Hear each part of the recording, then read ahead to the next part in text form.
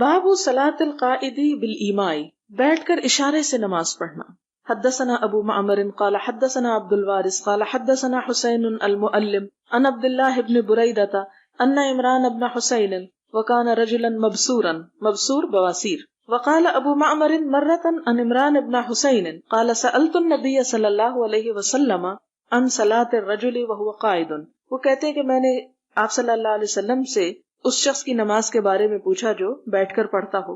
فقال من صلی قائما فهو افضل، تو آپ نے فرمایا جو کھڑے ہو کے پڑھے وہ افضل ہے۔ ومن صلی قائدا فله نصف اجر القائم، اور جو بیٹھ کر پڑھے تو اس کے لیے کھڑے ہونے والے کے مقابلے میں آدھا اجر ہے۔ ومن صلی نائما فله نصف اجر القائد، اور جو لیٹ کے پڑھے تو اس کے لیے بیٹھنے والے سے آدھا ہے۔